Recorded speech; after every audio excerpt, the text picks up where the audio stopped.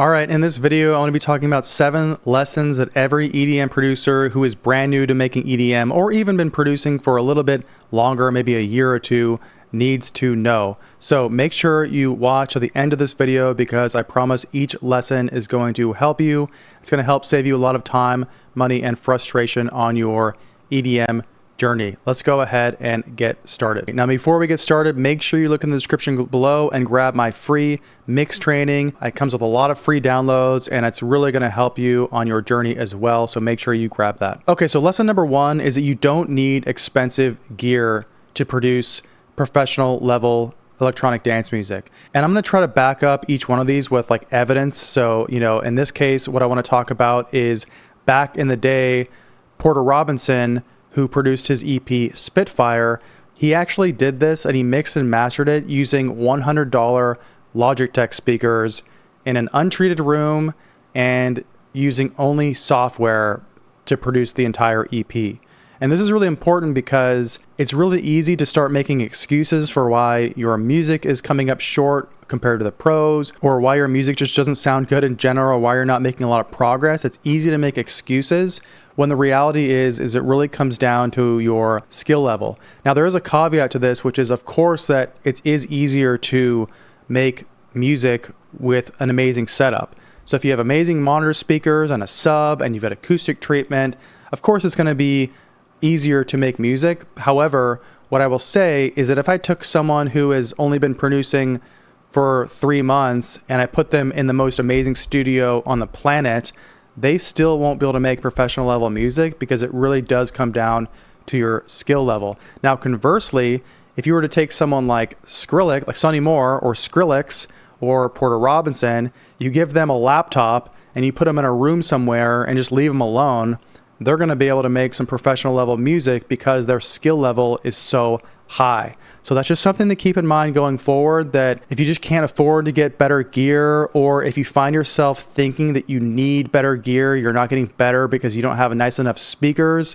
Trust me, I fell into that trap several years ago and it's just not true. It really comes down to your skill level and just doing as much as you can with the tools that you already have. So if you have a laptop, Ableton or FL, you got Serum, and you got headphones, that's really all you need in order to make some professional level music. Okay, number 2 is kind of related to number 1, and that is you can absolutely mix and master your music using just headphones. An example, I have a couple epiphanies that I had along my way. The first one was I actually had a friend in Australia. We were both producing and selling stock music at the time, and he was really killing it, making a lot of money, and his mixes sounded great. And I asked him what his studio setup was like, and he ended up telling me that he just had a laptop and some Audio-Technica ATH M50Xs, which are great headphones, but they're just headphones and they're like $160. And this blew my mind. And so I found this out, and then I also saw an interview around the same time from producer Audion, who produced the track Wayfarer using some Sennheiser HD600s. And this track Wayfarer, you should go check it out. I actually have a whole video about this track, was at the forefront of the Trance 2.0 movement. And he was like kind of responsible for pushing the Injuna Beats sound at the time. This was like 2013 or so, into this big Trance 2.0 super saw. Like the tracks back then had this big open super saw, fat, awesome sound, and I kind of miss it, to be honest, because it was really cool. But he was at the forefront of that. And there's an interview, and I'll post a link in the description below, where he's talking about how he lived in an apartment with his brother and he really couldn't use speakers, so he was using headphones to produce and mix and master that whole track. And it's really, really inspiring. So that's number 2. If you're in an apartment or a college, or you just don't have the money to buy speakers and acoustic treatment and all of that, you can definitely produce, mix, and master using just headphones. Okay, number 3 is that referencing pro tracks is probably the most important thing you can do to get better. And if you're not referencing now, you need to start right away and you need to continue to do it the rest of your career. I still reference pro tracks, whether I'm mixing for a client or producing my own track. I reference because Even though I can get pretty far into a track and have it sound pretty professional, especially towards the end, especially if I'm mastering, I'm going to reference pro tracks because the analogy I like to give is this is kind of like you're throwing darts in the dark. And so especially if you're a beginner, if you are producing music and you're not listening to pro tracks on your speakers or your headphones, whatever you're monitoring with, then you don't really have an ideal to aim for. And so you'll be producing and your ears will get used to it and you'll think that you're making something that sounds really, really good when in fact it actually sounds terrible. And let's say you export your track, you go take it to your car and it's just going to come up short and it's just not going to compare to pro tracks. And you're going to find yourself like, man, why doesn't my music sound good? Well, the best solution for this, the quickest way to get your tracks to that pro level sound is to be referencing along the way. Okay. It's like if you were to play basketball and never have a coach and never have anyone teach you how to throw a free throw compared to you're playing basketball and you have an NBA player next to you showing you everything, like showing you how to do everything, who's going to get better faster, right? And so it's very similar. It gives you that ideal to aim for.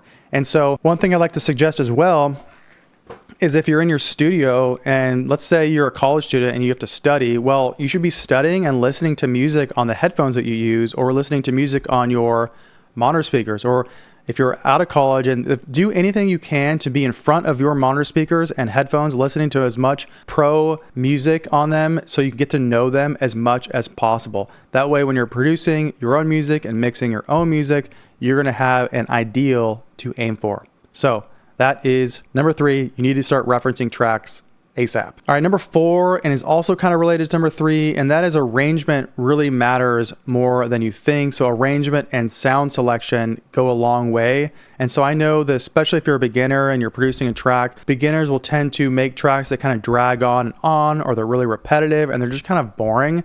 And so my suggestion here is just a quick one, is just to take pro level tracks, put them in your DAW. So take the WAV file or an MP3, put them into Ableton and go ahead and take note of all of the entire arrangement. So verse 1, verse 2, chorus, transition, bridge, all that stuff, write it all out and do this several times and really map out what the pros do. And even take like pop music, because pop music, despite what you might think, is really hard to make, and it's really hard to make a really great pop song. But pop music is popular for a reason. It's because the arrangement, you're able to listen to something like that from start to finish and never get bored. Okay, so that's what I would say, is map it out, and then you could also, especially in the beginning, just copy other people's. I know Disclosure, for example, said that they would just copy other producers. It's okay to copy other producers and just try to make tracks that sound like them. Because first of all, you're never going to sound exactly like someone else, even if you try to copy them. And second, just do it in the beginning and as you are making your own sound. And while you do this, you're really going to start to have an ear for arrangement. Okay, you're going to understand that if you're making a track and the intro is way too long, you'll start to see, oh, this is boring. My listeners aren't going to like this. And unless you're going for some kind of weird abstract music where you don't really care about this, it really does matter. And you should have the listener in mind when you are making music, because at the end of the day, your fans or listeners are the ones who decide if you are successful or not. Okay, 5 is a big one, and that is going to be quantity versus quality is actually going to help you to get to that quality sound faster. So let's take 2 producers. One producer starts a track and he works on one track and only one track for 3 months. The other producer says he's going to make one track per week for 3 months. Well, the producer who makes one track per week for 3 months, that 12th track that they make on the 12th week of month 3, compared to this producer's one track they've been working on the entire time, it's honestly probably going to be better. They're going to have made significantly more improvement than the artist working on one track. And there's a great parable about this. It's the pottery class example. And I think this really happened. I don't know if it's 100% true. I'm pretty sure it is a true story where basically there was a pottery class. The teacher tells the students he's going to break them up into 2 groups. And basically the first group is just going to work on making the perfect pot, and they're going to take the entire year to do it. They're going to work on just one the whole time. Group 2 is going to make as many as they want. They're going to make one every single day.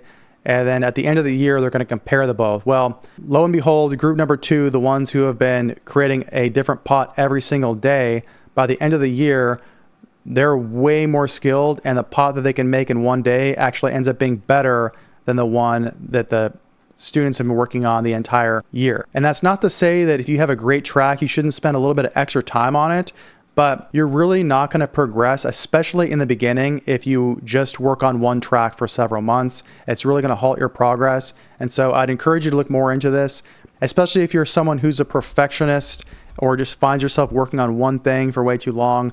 Don't get too stuck on an idea. I know it's easy to think you've got this amazing track and it could be this hit song and whatever, but if you get to the point where it's just stale or you can't make it any better, probably a better idea to just scrap it and move on. And so what I would try to do is try to make one track per week for a few months. I know there's actually EDM production schools that when you join, this is what they do, is they have you make one track per week and you stick with that, because in the EDM world, when it comes to building a following in general anyway, you're going to have, especially when you start to send to record labels, you're going to have some tracks in your arsenal that you can send. Record labels don't want you to just send one track.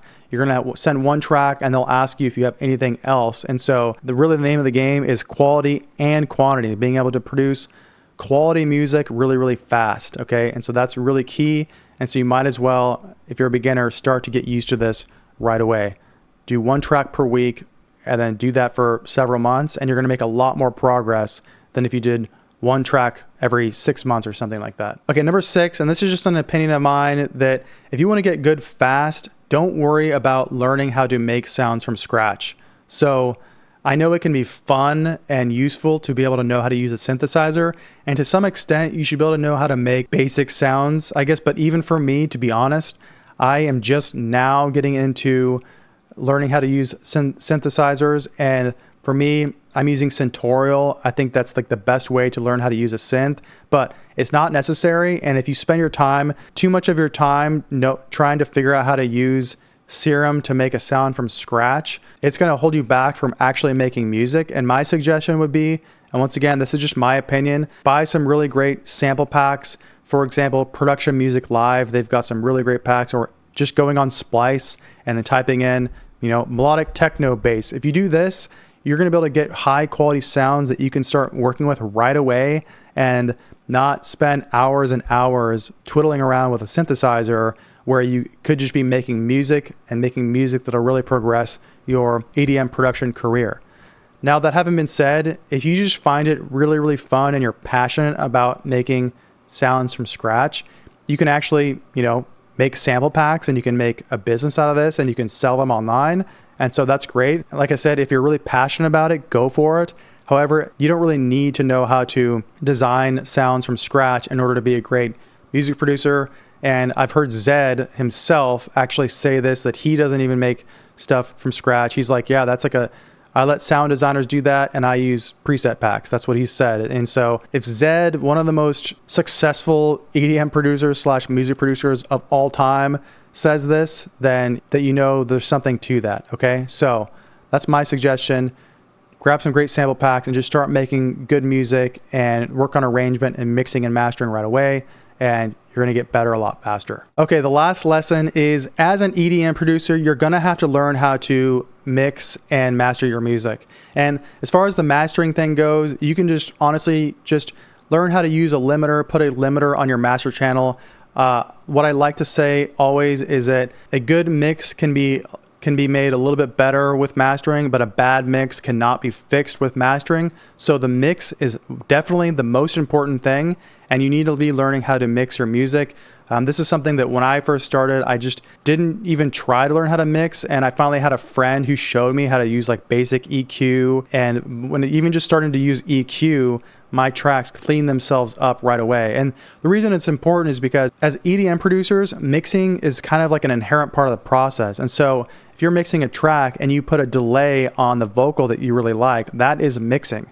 Okay, so you might as well learn how to mix, so that way you're really setting yourself up, and you're going to want to get to the point where you can mix your own tracks to sound to that professional level, because when you start to send stuff out to labels, you're not going to want to hire a professional mix engineer for every track that you make. You can do that if you want, and I'm a mix engineer. If you want to hire me, go for it. But it's just better if you learn how to mix on your own. And so that having been said, look in the description below. I have a free mix training. It's about a half hour, and I just show you a lot of really helpful tips for mixing that'll really, I say this all the time, but it'll really save you a lot of time, money, and frustration going forward. And not only that, I have a mixing and mastering checklist that comes with it, which shows you everything you need to learn in order to know how to mix and master your music, as well as like a mixing diagram and my free ebook. So I packed it full of awesome stuff. So make sure you look for that in the description below, and I really think it'll help you a lot. Okay, so that's everything. That's 7 lessons that will help you, whether you are a brand new EDM producer or even producing a little bit longer than that. Maybe you're more intermediate. So I really hope you like this video. If there's anything you think I left out or anything you would want to add to the conversation, feel free to add a comment below. I read all my comments, and I really appreciate the support of the channel. So if you like the video, like and subscribe and all that, and I will see you guys again next time.